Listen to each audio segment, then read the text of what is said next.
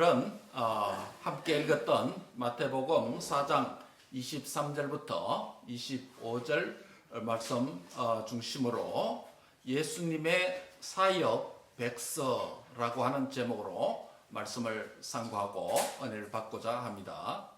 오늘 설교 본문에 있는 백서라고 하는 뜻이 여러분 무슨 뜻인지 아십니까? 백서, 영어로 말하면 white paper, 흰 종이라는 뜻입니다. 흰 보고서라는 뜻입니다. 어디에서 유래한 표현일까요? 영국 정부와 영국 의회 사이에 서로 문서를 작성해서 보고할 때 사용하는 전통이 있습니다. 영국 정부가 특정 정책 사안이나 주제에 대해서 조사한 결과를 정리해서 국회, 의회에 보고할 때 그 보고서의 표지가 하얀색으로 되어져 있습니다. 그래서 백서, white paper 또는 white report라고 말이 그렇게 만들어졌습니다. 또 비슷한 말로 파란 표지를 붙이면 청서, blue paper 또는 blue report라는 말도 있는데 이것은 반대로 영국 정부가 아니라 영국 의회가 특정한 주제에 조사한 결과를 정리해서 보고할 때는 청서라고 불려지게 됩니다. 하지만 최근에는 영국 정부뿐만 아니라 세계 많은 나라의 정부, 심지어는 기업이나 연구소 등이 특정 주제에 대해서 연구하고 또 연구 조사한 결과를 정리해서 발표하는 문서에도 백서라고 하는 이 표현을 사용합니다. 그래서 지금은 백서라는 이 표현이 좀 더 넓은 의미로서 종합적인 조사 보고서다라는 의미로 현재 사용되고 있습니다. 예를 들면 대한민국의 교육부에서 교육 정책을 발표할 때 교육 백서다라고 하는 이런 이름도 붙여줄 수가 있는 것이죠. 그래서 교육 정책 보고서 이런 의미가 되는 것입니다. 오늘 우리는 바로 예수님의 사역 백서다라는 예수님의 사역 계획서다라고 하는 이런 제목으로 말씀을 상고하고 있습니다. 잠시 오늘 본문을 상고하기 전에 바로 앞에 있는 문맥을 잠시 살펴보는 것이 유익할 것입니다. 새로운 하나님의 나라의 도래가 예수님의 인격과 사역을 통해서 시작되었습니다. 하나님의 나라의 새 시대가 시작된 것입니다. 메시아를 통해 임하게 된 하나님의 나라의 새 시대를 앞서서 준비한 인물이 있습니다. 누구죠? 세례요한입니다. 세례요한의 설교의 첫 메시지가 뭐였다 그랬죠? 회개하라, 천국이 가까웠느니라 라고 선포했습니다. 여기에 회개하라는 말씀에 마음을 부드럽게 하고 영혼을 유연하게 만들어서 자신의 죄악을 정직하게 회개해야 예수님을 통해서 임하게 된 천국 백성의 자격을 얻는다라는 말씀을 드렸습니다. 이때를 놓치면 부드러운 영혼이 아니라 거친 영혼, 유연한 심령이 아니라 완악한 심령이 되어서 하나님의 진노의 심판을 면치 못할 것이라는 경고를 받게 됩니다. 대표자가 누구죠? 사두개인과 바리새인들이 그런 자들이었죠. 그래서 요한은 그들을 향해서 독사의 자식들아, 도무지 회개하지 않는, 회개의 가능성이 없는 자들에게 경고를 했습니다. 이제 예수님의 공사역이 시작되자 말자 예수님도 설교의 첫마디가 뭐였죠? 회개하라, 천국이 가까웠느니라 라고 선포하셨습니다. 갈릴리 해변을 거니시면서 사두개인과 바리새인과 같은 이 두 그룹과 달리 두 그룹의 형제를 부르셨습니다. 첫 번째 그룹은 누굽니까? 베드로와 안드레 형제가 바다에 그물 던지는 것을 예수님이 보신 후에 부르셨습니다. 그 부친 세베대와 함께 배에서 그물 깁는 세베대 아들 야고보와 요한의 형제를 또한 보셨죠. 그들을 또한 부르셨습니다. 그래서 그들은 모두 적극적으로 배와 부친과 하던 일을 버려두고 예수님을 따랐습니다. 이전의 모든 것을 버려뒀다는 거죠. 삶의 방향과 삶의 방식을 포기했다는 것입니다. 한마디로 주님을 따르는 새 삶이 시작되고 옛 삶을 청산했으니 그 자체가 회개라고 할 수 있겠죠. 이들은 모두가 갈릴리 해변에서 예수님으로부터 부름을 받아 제자들이 되었습니다. 부름받은 그 제자들과 예수님은 무엇을 하셨을까요? 바로 오늘 본문이 이제는 예수님과 또 예수님이 부르신 그 제자들과 함께 앞으로 3년 동안 하실 예수님의 지상 사역의 큰 방향, 사역 백서와 같은 그런 계획서를 보여주고 있습니다.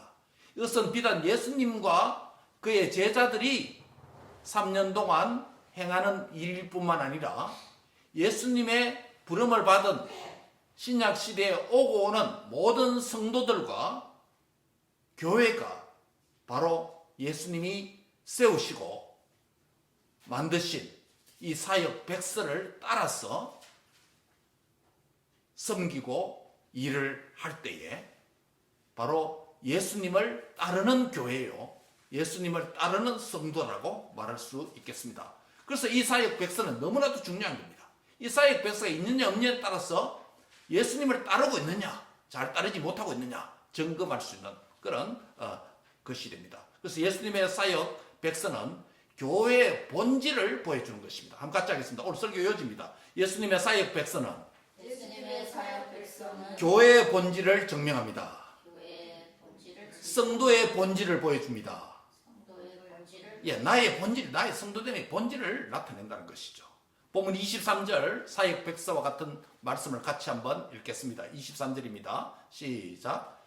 예수께서 온 갈릴리에 두루 다니사 그들의 회당에서 가르치시며 천국 복음을 전파하시며 백성 중의 모든 병과 약한 것을 고치시니. 아멘입니까? 이 구절은 예수님께서 지상 사역을 하시면서 부름받은 제자들과 함께 열심히 일하신 사역 백서입니다. 예수님이 행하시고 또한 그분이 앞으로 창설하실 교회의 머리가 되시면서 창설하실 교회가 지상에서 행해야 될 사명으로서 하나님의 나라와 교회의 사명, 교회의 사역 종합 계획서와 같은 그런 본문이 됩니다. 그래서 우리는 이것을 예수님의 사역 보고서다, 사역 백서다라고 부를 수 있는 것입니다. 여기에 언급된 예수님께서 행한 사역이 몇 가지가 있습니까? 어떤 것이 있죠? 먼저 예수님께서는 온 갈릴리에 두루 다니시면서 뭐 하셨습니까? 가르치시고 라는 표현이 있습니다. 한마디로 말하면 교육입니다. 그렇죠? 그 다음에 두 번째 있습니다. 천국 복음을 전파하시고, 무엇이죠? 전도입니다. 그렇죠? 전도입니다. 모든 병과 모든 약한 것을 고치셨으니 무엇이죠? 치료, 치유의 사역, 치유 및 봉사의 사역이다 라고 말할 수 있습니다. 치유가 무엇입니까? 치유는 사람에 대한 봉사입니다. 그렇죠? 치유가 하나님을 대한 봉사는 아니잖아요. 치유가 병든 자들을 고치는 거니까 사람에 대한 봉사이기 때문에 바로 치유는 사람에 대한 봉사라고 할 수 있고, 하나님에 대한 봉사 섬김 행위는 뭐죠? 하나님에 대한 섬김 행위, 봉사 행위, 예배죠. 그렇죠? 그래서 교육, 전도, 치유, 예배 이렇게 포함해서 이 네 가지를 보통 현대 교회의 사명으로 모든 교회와 신학자들이 그렇게 받아들이고 있습니다. 그렇다면 왜 어떻게 해서 이 네 가지 가운데 뭐가 가장 중요하겠어요? 다 중요합니다. 그렇죠? 가장 중요한 어느 하나 집으라고 하면 힘든데요. 다 중요합니다. 그 가운데 특별히 하나님에 대한 봉사, 섬김을 아까 뭐라 그랬죠? 예배라고 했습니다. 근데 가장 하나님에 대한 섬김, 봉사, 예배, 이 엄청나게 중요한 이 항목이 왜 여기에 사역 백서에 빠져 있을까요? 여러분 성경책에 예배라는 항목이 있습니까? 없습니까? 없습니다. 없습니다. 본문에 세 가지밖에 안 나옵니다. 교육, 전도, 치유. 그렇죠? 예. 그런데 왜 예배라는 항목이 빠져 있습니까? 그럼 우리가 또 왜 예배라는 항목을 여기에 없는 것을 추가했을까요? 그 질문을 해야 되겠죠? 왜 예배라고 하는 하나님에 대한 이 항목을 이 본문은 뺐을까요? 예수님이 몰라서 그렇게 했을까요? 오늘 본문의 문맥적인 이유 때문에 그렇습니다. 이 본문의 문맥은 대상이 누굽니까? 사람 중심의 대상에 초점을 맞추고 있기 때문입니다. 한 예로 신약의 공간복음이죠. 마태, 그 다음에 마가, 누가. 이 공간복음의 세 저자는 예수님이 이 땅에 오신 이유를 공통적으로 똑같은 표현을 사용해서 말합니다. 하나만 말할게요. 마태복음 20장 28절, 마가복음도 있고 누가복음도 같이 있습니다. 세 복음서 다 있습니다. 뭐라고 있냐면 예수님 오신 이 땅의 목적을 말합니다. 인자가 온 것은 뭐라고 말합니까? 섬김을 받으려 함이 아니요 도리어 섬기려 하고 자기 목숨을 많은 사람의 대속물로 주려 함이다 라고 인자 대신 메시아 대신 예수님이 이 땅에 오신 이유를 그렇게 설명합니다. 즉 예수님이 이 땅에 오신 것은 예수님 자신이 누구예요? 하나님 자신이잖아요. 그렇기 때문에 누구를 섬기러 온 겁니까? 하나님 자신을 섬기러 온 게 아니고 누구를요? 사람을 섬기러 온 것입니다. 인자가 온 것은 섬김을 받으려 함이 아니라 도리어 섬기려 하고 심지어 자기 목숨을 자기를 위한 게 아니고 많은 사람의 대속물로 자신을 주려고 왔다. 사람을 섬기러 오셨다는 것입니다. 이거 하나만 생각하더라도 예수님의 이 땅에 오신 목적이 사람의 초점이 있다. 특별히 택한 백성이겠죠. 사람의 초점이 있다는 것입니다. 이런 맥락에서 볼 때 오늘 예수님의 사역 백서도 예배는 하나님을 대상으로 하는 것이잖아요. 그러나 나머지 세 가지는 사람에 대한 섬김이기 때문에 바로 그런 맥락에서 볼 때 바로 이 문맥 자체는 사람의 초점을 두고 있기 때문에 사람을 섬기려고 하는 거기에 초점이 있기 때문에 예배라고 하는 항목이 자연스럽게 생략되어 있다고 볼 수 있는 것입니다. 하나님 자신이신 독생자 예수님이 하나님의 관점에서 말할 때 자기 자신을 섬김을 받기 위해서 오셨다는 게 아니죠. 사람의 관점에서 보면, 우리 사람의 관점에서 보면 대속자이신 예수님의 대속의 섬김을 받아서 구원을 받은 우리는 그 구원의 은혜에 보답하기 위해서 하나님을 향한 섬김 무엇을 해야 됩니까? 예배를 하고 필요하다는 것이죠. 그렇죠? 근데 예수님이 말씀할 때 사람을 초점을 맞춰서 할 때는 예배라는 표현을 굳이 넣을 필요는 없다는 것이죠. 그래서 예수님의 전 사역을 또 하나님께서 이 땅에 예수님 보내신 이유를 설명할 때 바로 하나님과 우리 사이에 화평의 제물로 오신 예수님의 그 중보자적 사역을 고려할 때 예배라고 하는 것은 사람이 하나님께로 나아가는 거니까 예수님을 통해서 예수님 믿음을 통해서 가는 것이기 때문에 예배도 반드시 그 네 가지 항목에 포함되어야 된다라고 말할 수 있는 것이죠. 그래서 예배가 이 본문에 없는 이유와 예배가 들어가야 될 이유를 지금 설명을 했습니다. 그렇죠? 그렇기 때문에 이 네 가지는 예수님의 지상 사역의 뭐라고요? 사역 백서다고 말할 수 있다. 것입니다.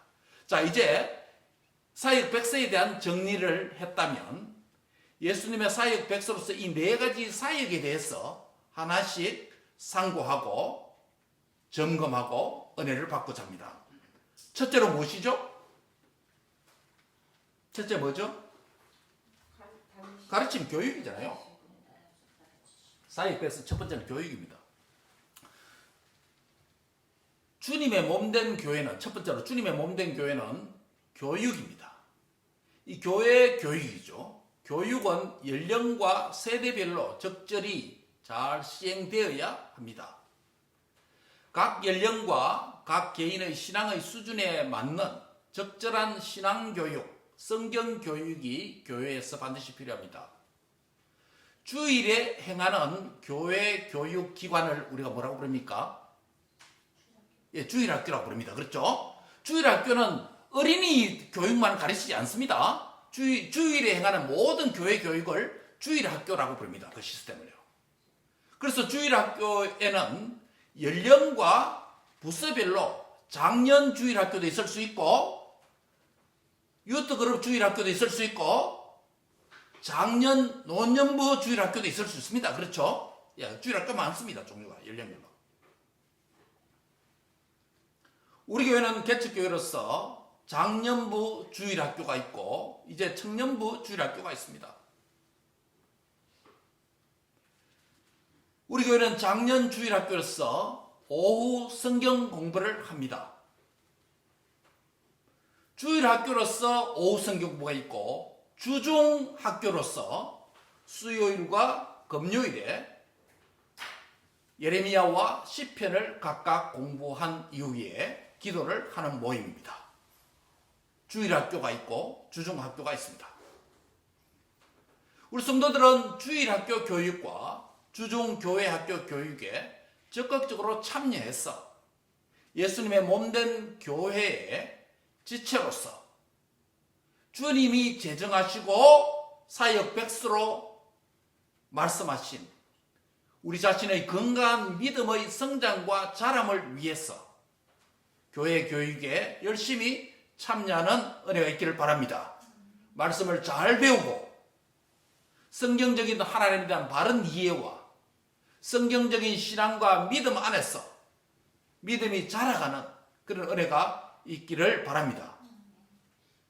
이것 외에도 현대교회는 새가족 교육 또 기존 신자들에 대한 다양한 성장을 위한 교육을 많은 계획을 합니다. 교육 커리큘럼을 짜고 시스템을 짭니다. 그렇죠? 그리고 가르치는 교사들 기능도 매우 중요합니다. 매우 중요합니다. 첫 번째 우리는 주님의 몸된 교회에 뭐가 필요하다고요? 교육이 필요하다. 우리에게 맞이하는 주일 교육과 또 주중 교육에 열심히 참여해서 성경 말씀을 잘 배우고 하나님에 대한 바른 이해와 하나님을 잘 바로 알고 바로 섬기는 그런 은혜가 있도록 힘쓰는 저와 여러분 될 수 있기를 바랍니다. 두 번째로 무엇이죠? 예, 주님의 몸된 교회는 사역 백서 예수님이 밝혀주신 두 번째 사역 백서는 전도입니다. 주님의 몸된 교회는 전도를 통해서 천국의 하나님 나라의 복음을 이웃과 나누는 실천이 있어야 됩니다. 삶이 있어야 됩니다. 전도는 모든 그리스도인들에게 주신 주님의 지상 명령입니다. 전도는 은사라고 생각하는 분이 있는데 전도는 절대 은사가 아닙니다. 은사 있는 사람만 하는 것도 아닙니다. 열심히 했기 때문에 훈련되어서 잘하는 것이지 전도는 모든 그리스도인에게 믿는 자에게 주신 공통된 보편적인 사명입니다. 그래서 전도는 모든 그리스도인이 해야 되는 보편적인 사명이다 라고 말할 수 있는 것입니다. 효과적 전도를 위해서 전도 훈련도 하고 또 실제로 나가서 전도를 많이 하다 보면 훈련이 되어서 더 잘하게 됩니다. 그런 사람들을 그래서 우리는 흔히들 전도에 은사가 있다 말하는데 사실은 전도는 은사가 아닙니다. 모든 그리스도인이 갖고 있는 사명이고 보편적인 일이다 라는 것입니다. 바른 이해가 필요합니다. 자신이 믿는 바를 자신이 하나님과 성경을 믿는 바를 표현해야 합니다. 자신이 믿는 바를 하나님 앞에 표현하는 것을 뭐라고 말합니까? 예, 고백입니다. 신앙 고백이라고 부릅니다. 그렇죠? 우리 하나님 앞에 믿는 바 무엇으로 고백합니까? 예배 시간에? 신앙 고백, 사도신경으로 또는 수요일에는 금요일에 니케아 신경으로 고백합니다. 그렇죠? 하나님께 우리의 믿는 바를 표현하는 것이 하나님께 표현하는 것은 신앙 고백이에요. 이 고백 문서로 고백할 수도 있고 여러분이 각자 기도를 통해서 또 고백할 수도 있겠죠. 그렇죠? 예. 그 다음에 내가 하나님을 믿고 있다라는 믿는 바를 사람에게 이웃에게 표현하는 것이 있습니다. 무엇입니까? 예, 그게 전도예요. 전도는 말을 잘하는 게 아니에요. 내가 믿고 내가 현재 알고 있는 만큼만 사람에게 설명하면 되는 것입니다. 그게 정인이에요. 증거예요. 전도예요. 그래서 자신이 믿는 하나님을 하나님께 표현하면 신앙 고백이고 사람에게 표현하면 전도가 됩니다. 그런데 이 전도를 우리 동일 문화권에서 이웃들과 나누는 것을 뭐라고 말합니까? 전도라고 말하고, 그다음 우리 문화와 언어가 다른 곳에서 같은 행위를 하는 것을 선교라고 말합니다. 그게 전도와 선교의 차이점입니다. 문화의 차이점입니다. 우리 선교사님들이 자신의 나라에서 복음을 전하면 전도입니다. 그러나 문화와 언어가 다른 곳에서 그곳에 선교사로 가서 복음을 전할 때는 전도가 아니고 선교라고 부릅니다. 오늘 현대교회는 전도와 선교를 막 혼돈해서 국내도 뭐 선교라고 이렇게 하는 경우도 많이 있습니다. 왜냐하면 선교가 너무 강조되다 보니까 국내 사역이 좀 약화되어서 국내 사역도 전도라, 선교라는 이름을 붙이기도 합니다. 그럼 원래적 의미는 그렇습니다. 여러분, 자신이 믿고 있는, 자신이 만난 이 하나님을 표현하지 않으면 그 신앙이 증명되지 않습니다. 하나님과 사람 앞에서. 하나님 앞에 내가 믿는 바를 표현할 때에 하나님 앞에 신앙 고백을 통해서 그 사람이 하나님을 이렇게 믿는다라고 인정이 되고 공인이 되는 것입니다.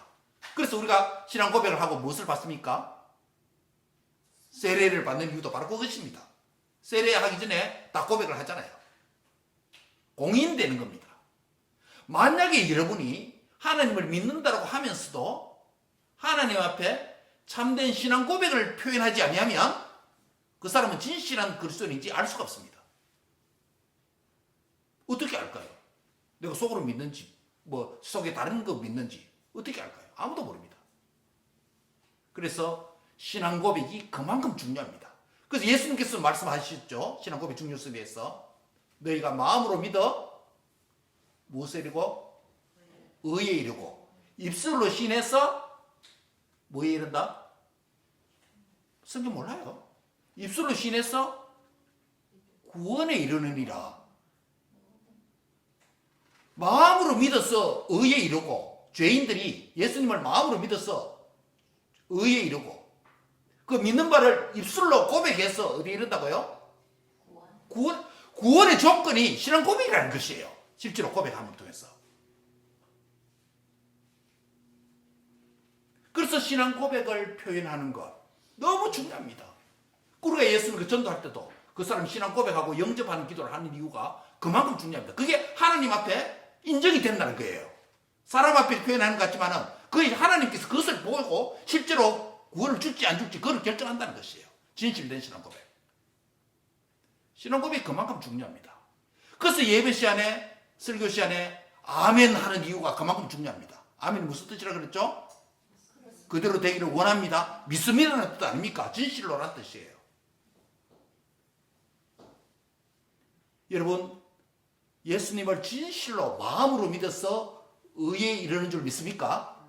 아멘입니까? 아멘. 고백하세요. 아멘입니까? 아멘. 여러분, 믿는 바를 입술로 신앙 고백을 할 때에 구원에 이르는 줄 믿습니까? 아멘. 아멘이에요. 내 입술로 고백해야 구원에 이른다는 거예요. 예수님은 그 자신의 의지적인 신앙 고백을 듣기를 원하는 거예요. 신앙 고백을 받기를 원하는 거예요. 침묵하면 그게 어떻게 하나님을 인정하는 겁니까? 우리가 찬송을 소리 내서 하는 이유가 어디 있습니까? 기도를 하는 이유가 어디 있습니까? 신앙 고백을 하는 이유가 어디 있습니까? 침묵해도 주님 다 하실 텐데 뭘 해? 따라합시다. 첫 번째, 마음을 담자. 두 번째, 큰 소리로 고백하자. 예, 그거예요. 찬송할 때나 기도할 때나 신앙 고백할 때나 첫째는 마음을 담아야 됩니다. 소리만 크면 안 됩니다. 마음을 담아야 됩니다. 진실로. 두 번째는 뭡니까? 큰 소리로 고백해야 되는 거예요. 큰 소리로 찬양해야 되는 거예요. 그게 주님이 그대로 받는다니까요. 그대로 받는다니까. 주님이 그래 받으신다는 거예요. 내가 내 큰 소리 기도하는 게, 찬송하는 게 사람 들으라고 하는 게 아니고 주님이 그것을 인정한다는 거예요. 마음으로 믿어 뭐에 이르고 의에 이르고 입술로 시인할 때 구원에 이른다는 거예요. 그만큼 고백이 중요하다는 거예요. 그래서 앞선 신앙의 선배들은 목에 칼이 들어오더라도 신앙 고백을 표현합니다. 일시적으로 죽음을 면하기 위해서, 피하기 위해서 그 자리에서는 신앙 고백, 내가 예수님 안 믿는다 이렇게 말하고 돌아서서 예수님 믿는다 그래 하지 않습니다. 죽음이 들어도 예수님의 제자들 다 그랬습니다. 목에 칼이 들어와도 신앙 고백 일시적으로 내가 예수님 안 믿는다 말할 수 있잖아요. 그러면 죽음 면할 수 있습니다. 그러나 그 신앙 고백 때문에 죽었습니다. 예수님은 그걸 보신다는 거예요. 그걸 본다는 거예요. 그 여러분이 신앙 고백대로 산다는 것, 신앙을 고백한다는 것 굉장히 중요한 거예요. 따라합시다. 예수님을 마음으로 믿고 입술로 확실히 고백하자. 예, 그만큼 중요합니다. 그때 우리 자녀들이 말합니다. 식사 기도나 무슨 기도할 때 아멘 좀 크게 해라. 그렇게 말합니다. 제가 아이들한테. 왜요? 그것이 하나님 앞에 표현하는 거예요. 사람들이라고 하는 게 아니고. 기도의 대상, 아멘의 대상이 누굽니까? 하나님이기 때문에. 하나님 앞에 자신을 고백하는 거예요. 밋밋한 신앙에서 확실한 신앙 고백이 있는 자들이 되기를 주의 이름으로 축복합니다. 다시 정리합니다. 예수님의 사역 백서는 두 번째는 전도입니다. 주님의 몸된 교회는 전도를 통해서 천국의 복음을 누구와 나눠야 된다? 이웃과 나누는 삶을 실천해야 된다는 것입니다. 신앙 고백은 내가 믿는 바를 하나님께 고백하는 것이라 표현하는 것이라면 전도는 내가 믿는 바를 이웃에게 사람에게 표현하는 것입니다. 이 두 가지가 다 신앙의 운동입니다. 여러분 운동하잖아요. 운동하니까 뭡니까? 근육이 발달되고 건강이 강해지는 것입니다. 머슬이 강해지는 것입니다. 신앙도 운동이에요. 운동이 있습니다. 자신의 믿는 신앙이 건강하게 되려면 육체가 건강하려면 운동하잖아요. 신앙이 건강하려면 뭐 해야 됩니까? 신앙에도 운동이 필요합니다. 그 운동이 뭔지 아십니까? 조금 전에 말씀드린 내가 믿는 바 그게 뭐라고요? 그 신앙이잖아요. 그 신앙이 강해지고 운동되려면 어떻게 된다고요? 내가 믿는 바를 하나님 앞에 고백하고 사람 앞에 증거하는 것. 그게 신앙 운동이에요. 그래야 할 때 그 신앙이 강하게 됩니다. 왜요? 하나님 앞에 신앙을 고백하는 것과 사람에게 신앙을 표현하는 것, 증거하는 것은 누가 가장 싫어할까요? 마귀가 가장 싫어합니다. 그렇기 때문에 마귀가 방해를 합니다. 그러나 참된 성도는 성령의 능력을 입혀서 하나님 앞에 참된 신앙 고백을 하게 됩니다. 참된 성도는 하나님의 능력을 의지해서 복음을 전합니다. 뭐가 일어납니까? 영적 전투가 일어납니다. 그 속에서 강하게 되고 훈련이 돼서 신앙이 어떻게 된다고요? 건강해지는 것이에요. 신앙이 건강해. 신앙생활에 또 운동 안 하면 병듭니다. 신앙이 병이 됩니다. 병이 됩니다. 여러분, 제가 화초를 재배해 보니까 화초에 태양빛이 적당히 필요합니다. 음지 식물들은 과도한 태양을 하면 시들기 시작합니다. 또 식물들도 물을 많이 필요로 하는 식물이 있고 물을 가끔 줘야 되는 식물도 있습니다. 잎이 시드는 경우는 두 가지가 있습니다. 물이 없을 때 시들고 물이 너무 많아도 시듭니다. 안 좋습니다. 화초가 그렇습니다. 신앙도 그렇습니다. 우리의 믿는 바를 하나님 앞에 무엇으로 고백한다? 입술로 신앙을 고백해야 되는 거야. 마귀는 이를 못하도록 입을 닫습니다. 막습니다. 왜? 하나님 앞에 참된 신앙 고백하는 방해하기 때문에. 믿지 못하도록 하기 때문에. 두 번째로 내가 믿는 바를 사람에게 나타냅니다. 전도. 마귀가 싫어한다고 좋아한다고요? 싫어하게 만듭니다. 어려움을 주게 만듭니다. 장애물 둡니다. 못하도록 합니다. 그러나 영적 전투 이것을 뚫고 하면 나에게 훈련돼서 내가 어떻게 된다고요? 강하게 건강하게 신앙이 자라가게 됩니다. 그 전도하고 하나님 앞에 신앙 고백을 열심히 기도하면 기도와 전도 고백과 증거를 하면 신앙이 안 클 수가 없어요. 의심하는 바가 사라집니다. 확실한 믿음에 서게 됩니다. 그만큼 건강한 신앙이 되게 되는 것입니다. 사랑하는 성도 여러분, 하나님을 향한 참된 신앙 고백과 사람을 향한 하나님의 내가 믿는 바를 표현하고 실천함으로 신앙이 더욱더 강하게 무장되고 훈련되는 은혜가 있기를 바랍니다. 예. 세 번째입니다. 뭐라고요? 예, 치유입니다. 세 번째로 우리 주님의 백성에 밝혀주시는 것은 주님의 몸된 교회는 치유를 통해서 영육이 회복되어야 됩니다. 따라합니다. 치유를 통해서 영육이 회복되어야 됩니다. 여러분, 질병의 종류가 몇 가지나 될까요? 이런 것들은 우리가 어디 찾아봐야 됩니까? 예, 이런 것도 AI 찾아봐야 됩니다. 설교를 만들기 위해서 남의 설교를 카피하고 AI를 의존하는 게 아니라 이 예화 찾고 이런 거는 찾아봐야 됩니다. 우리가 모르니까. 그렇죠? 몇 가지가 된다고요? 찾아보니까 지금 의학적으로 규명된 질병만 약 3만 가지가 된다고 합니다. 근데 그것도 규명된 게 추정에 불과합니다. 결정된 게 아니에요. 소화기 계통의 질병이 있습니다. 호흡기 계통의 질병이 있습니다. 뇌분비계의 질병이 있습니다.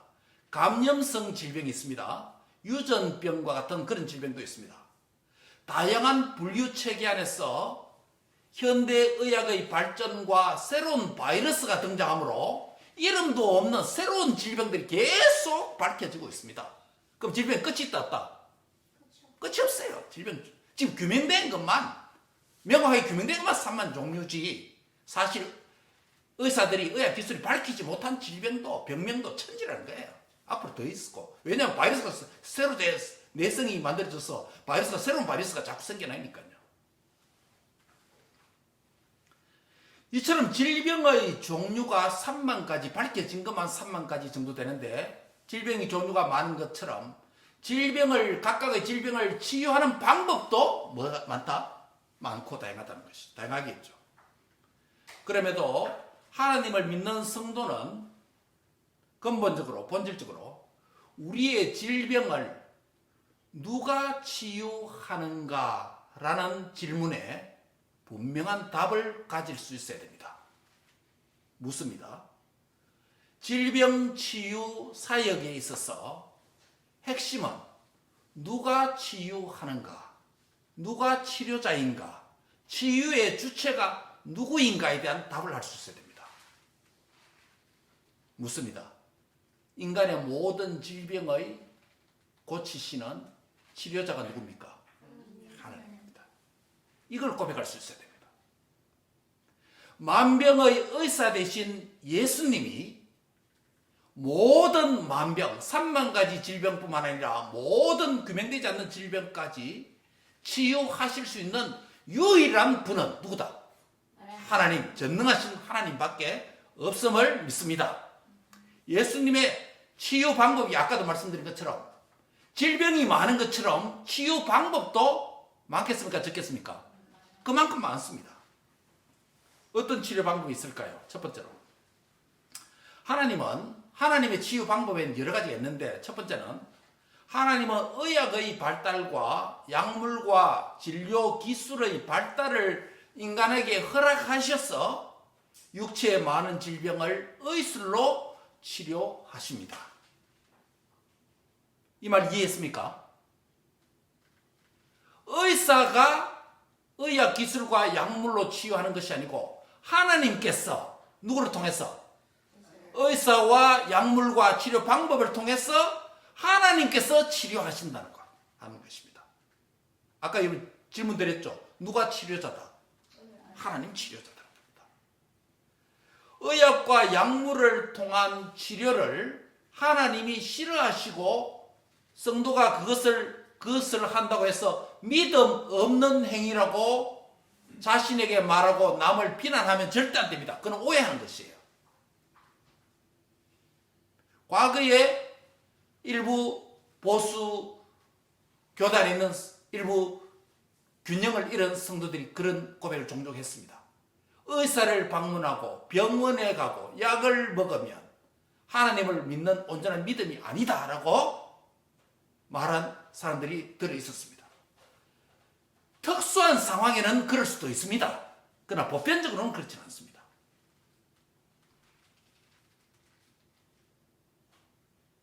하나님은 많은 질병들에 대한 육체적 치유 사역을 의사라고 하는 특정한 그룹에 의수를 개발하도록 하셔서 그쪽에 위임해 주셨습니다. 이것을 우리가 뭐라고 부르죠? 믿는 자나 믿지 않는 자로 함께 하나님의 선물을 받는 것을 일반 은총이라고 부릅니다. 일반 은총. 태양은 믿는 자나 믿지 않는 자나 함께 받습니다. 그렇죠? 그것을 공통적으로 받기 때문에 우리가 제너럴 그레이스, 일반 은총이라고 부릅니다. 우리가 만날 의사의 진료 행위와 약사의 처방 행위가 하나님의 능력에 사로잡혀서 하나님의 능한 치유의 능력이 나타나도록 우리는 뭘 해야 됩니까? 기도를 해야 됩니다. 왜? 누가 치유자이기 때문에? 하나님이 치유자이기 때문에. 하나님이 치료자이기 때문에 좋은 의사를 만나고 좋은 치료 처방을 받는 것은 하나님의 손에 달려 있습니다. 하나님 그것을 통해서 치료하실 수 있습니다. 하나님은 말씀 한마디로 다 고칠 수 있습니다. 그러나 그런 방법을 쓰지 않는다는 것이죠. 첫 번째로.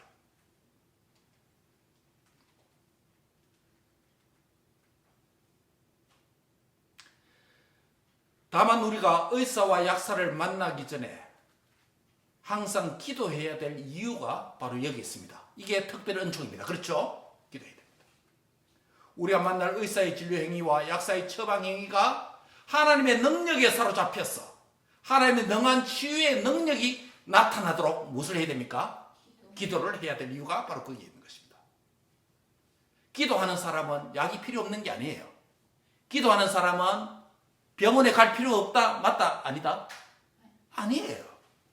하나님께서 의사와 약물을 통해서 우리를 치료하실 수 있도록 일반 은총의 영역에 그것을 위임해 놨습니다. 그것도 하나님의 선물입니다. 선물입니다. 그래서 우리는 그것을 위해서 기도하고 또 치료받을 때마다 기도해야 되는 것입니다. 왜요? 누가 치유자이기 때문에? 하나님이 치유자이다는 고백하는 거예요. 아까 믿는 바 신앙을 어떻게 한다고 하나님께? 고백하는 거예요. 내 질병을 치료하시는 분은 비록 의사와 약물을 사용한다 할지라도 치료자는 누구다? 따라합시다. 나의 치료자, 나의 하나님. 믿습니다. 아멘입니까? 아멘. 아멘. 크게 고백했어요. 아멘. 네. 이런 육체적 질병과 치료 방법이 이와 같다면 영적인 질병은 어떻게 할까요? 여러분, 영적 질병이 어떤 게 있습니까? 예수님을 믿고 건강한 신앙생활을 한다면 예수님 믿기 전에 가졌던 많은 영적인 질병이 자동적으로 치유되는 경우가 있습니다. 어떤 영적인 질병들이 있을까요? 육체적 질병은 아까 3만 가지 이상 있다고 말했고, 영적 질병이 어떤 게 있을까요? 예를 들면 이기적인 자기 사랑과 교만이 영적인 질병일 수 있습니다. 예수님 믿기 전에 자기 중심, 자기를 그토록 아끼고 사랑하는 것, 그리고 자기 중심주의, 교만, 하나님 없이 내가 최고다고 하는 교만, 이게 다 무슨 질병이라고요? 영적인 질병 중에 하나예요. 병이에요. 그런데 하나님을, 참된 하나님을 만나면 영적인 질병이 치료돼서 어떻게 됩니까? 교만이 겸손으로 바뀌게 되고, 자기 사랑하는 것들이 하나님과 이웃을 사랑하는 사람으로 바뀌게 됩니다. 그게 영적 질병이 치료되는 과정이에요. 그래서 결국 누구를 닮게 됩니까? 예. 그것을 우리가 건강한 사람이라고 말합니다. 건강한 하나님의 형상인 예수님을 닮게 되는 거예요. 그게 건강해지는 간단한 표현이에요. 그게 영적 질병이 고쳐진다는 표현이에요. 또 인간관계의 질병도 있습니다. 영적인 질병 가운데 인간관계의 질병. 브로큰 릴레이션십, 깨진 관계. 영적인 질병입니다. 이 질병은 예수님을 깊이 만나면 예수님의 가르침은 무엇입니까? 결국 하나님 사랑과 이웃 사랑하는 것 아닙니까? 하나님 사랑과 이웃 사랑의 사람으로 변화되고 치료될 수 있습니다. 그리고 하나님을 믿는 신앙생활을 시작했는데도 불구하고 여러 가지 고난과 시련을 당하면서 영육 간의 새로운 질병도 만들어질 수도 있습니다. 이러한 경우는 더욱 믿음이 성장해서 건강한 신앙을 가져서 건강한 영육을 회복해야 되는 것입니다. 신앙의 질병, 영적인 질병이 오늘날 많이 믿는 성도 안에도 있습니다. 신앙의 병리적인 현상이라고 부릅니다. 예수 믿는다고 해서 다 영적으로 건강한 것은 아닙니다. 왜 그럴까요?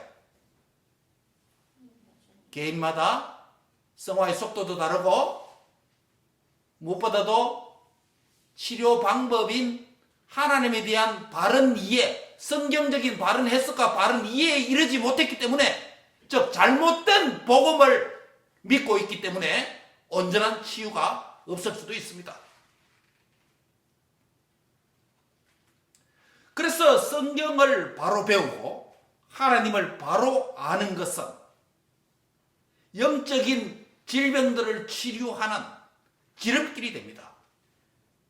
성경을 바로 알고 성경적 하나님을 바로 만나면 예전에 알지 못했던 영적인 질병들을 내 안에서 깨닫게 되고 나중에 발견하게 됩니다. 그래서 수술과 같은 고통과 시련을 겪으면서 말씀으로 치유되고 변화돼서 주님의 성품을 닮아가는 줄 믿습니다. 그게 건강해지는 거예요. 영적인 건강이에요. 치유 사역을 육체적 질병과 영적 질병 두 가지 나누어서 설명했습니다. 더 설명이 되어 있지만 시간 관계 요약을 하면, 치유 사역을 요약하면 우리 기독교 치유 사역은 하나님이 뭐다? 치료자라는 걸 믿고 하나님께 기도와 또 신앙 상담과 성경 공부를 통해서 하나님을 바로 알므로 말씀과 성령의 능력 안에서 치유받고 회복되는 줄 믿으시기 바랍니다. 이게 주님께서 사역 백성 가운데 치유라고 하는 항목입니다. 마지막 네 번째입니다. 뭐라고요? 지금까지 교육, 또요 두 번째 전도, 그 다음에 세 번째 치유. 이 세 가지 다 누구를 향한 것이다? 사람을 향한 봉사입니다. 마지막 네 번째, 오늘 이 항목이 없는 게 하나 있다겠죠? 그러나 들어가야 될 것이죠. 뭐라고요? 예배. 하나님에 대한 봉사입니다. 그래서 주님의 몸된 교회는 예배를 통해서 하나님과의 개인적인 언약 관계를 새롭게 갱신해야 합니다. 따라합시다. 주님의 교회는 예배를 통해서 하나님과 언약 관계를 갱신해야 합니다. 이 앞서 말씀드린 대로 치유가 특별히 사람에 대한 봉사행위라면 예배는 하나님에 대한 섬김과 봉사행위입니다. 그런데 예배는 건강한 내용과 건강한 형식이 필요합니다. 뭐가 필요하다고요? 건강한 내용과 형식. 예, 형식과 내용이 필요합니다. 형식은 무엇을 담는 그릇과 같습니다. 내용은요, 그 그릇에 담는 내용물과 같습니다. 오늘 우리가 낮에 뭘 먹습니까? 콩나물 비빔밥 먹습니까? 예, 콩나물 비빔밥을 담는 사발이, 이 그릇은 뭡니까? 형식입니다. 그 형식에 무엇을 담습니까? 콩나물 비빔밥을 담습니다. 내용입니다. 즉, 형식과 내용이 함께 가야 건강한 예배가 될 수 있습니다. 즉, 예배도 형식이 필요하다는 겁니다. 여러분, 예배 형식이 없다면 어떻게 됩니까? 아, 나는 오늘 피곤해. 교회 가기 싫어. 이불 밑에서 그냥 예배 드릴게. 형식이 무너졌습니다. 나는 오늘 교회 가서 정장을 입고 똑바로 앉았어. 머리를 잘 기름 발랐어. 똑바로 앉았어. 예배를 드릴 거야. 좋은 형식을 갖추었습니다. 준비했습니다. 그러나 나는 잘 거야. 앉아서 잘 거야. 뭐가 부재합니까? 내용이 없는 겁니다. 예배는 형식과 내용이 함께 필요합니다. 가장 좋은 형식은 성경과 신학적 원리에 맞게 형식을 갖추었습니다. 그게 어디에 나타나 있습니까? 우리 주보의 예배 순서를 따라서 예배 형식이 만들어져 있습니다. 그 형식들은 어떤 순서는 사람이 하나님 앞에 올려드리는 순서고, 어떤 순서는 하나님이 사람에게 내려주시는 순서입니다. 그렇죠? 기도는 어떤 순서죠? 사람이 하나님께 올려드리는 순서입니다. 신앙 고백은 사람이 하나님께 올려드리는 순서입니다. 찬송은 우리끼리 교제하고 부르자는 노래가 아니고 하나님께 올려드리는 것이에요. 그 다음에 말씀과 성경 목록과 설교는 하나님께서 우리에게 내려주시는 선물이에요. 축도도 하나님께서 우리에게 내려주시는 순서예요. 이렇게 형식이 있다는 거예요. 올라가고 내려가는 교통을 한다는 거죠. 따라합시다. 건강한 예배는 좋은 그릇과 좋은 내용을 담아야 합니다. 말씀을 맺습니다.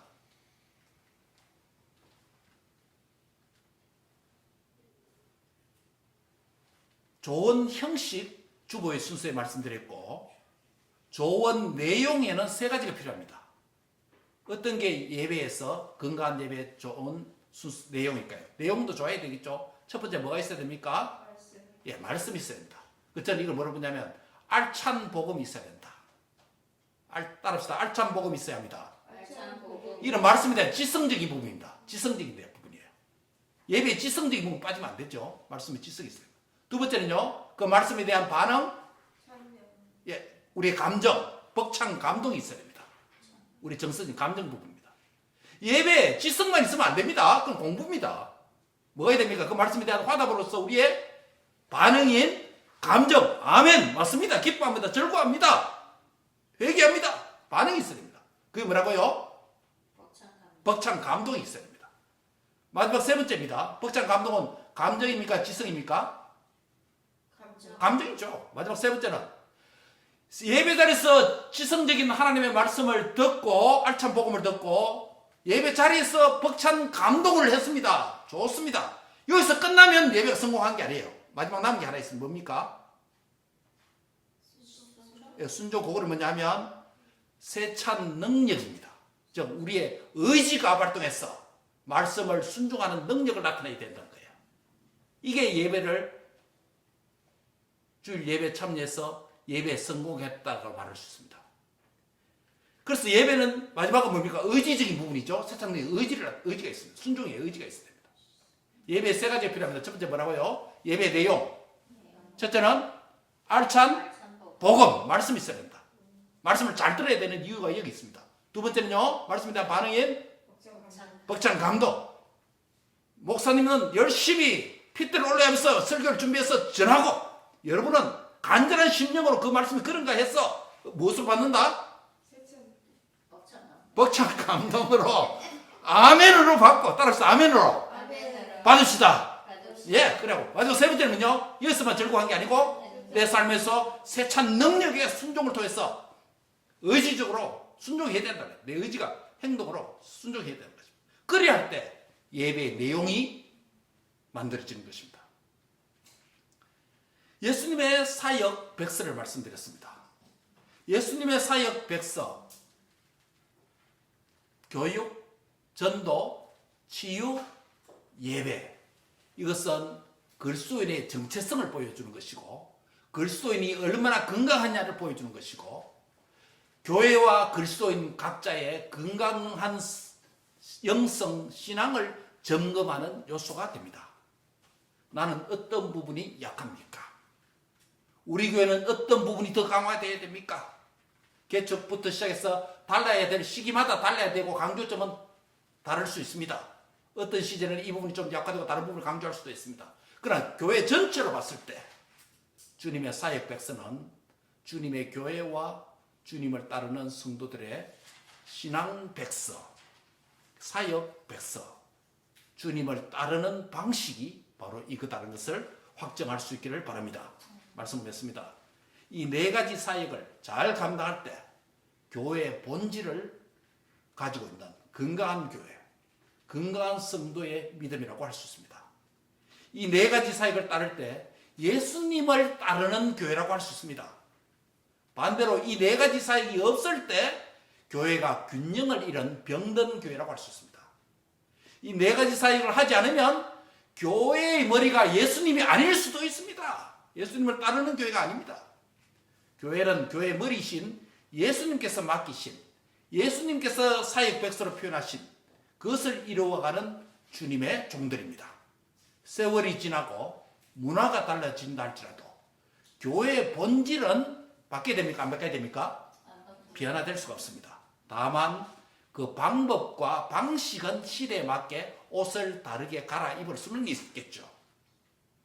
사랑하는 형제 자매 여러분, 사랑하는 주님의 교회의 지체 여러분, 주님의 사역 백서에서 말씀하신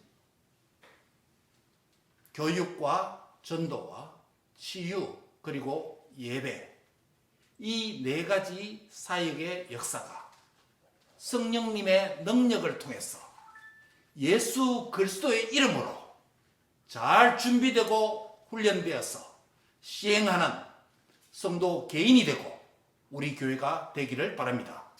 이 네 가지 주님의 교회를 향한 이 사역의 풍성한 열매를 맺는 우리 자신과 가족과 주님의 교회가 되기를 주의 이름으로 축복합니다. 기도하겠습니다. 우리 하나님의 크신 사랑과 은혜를 감사합니다.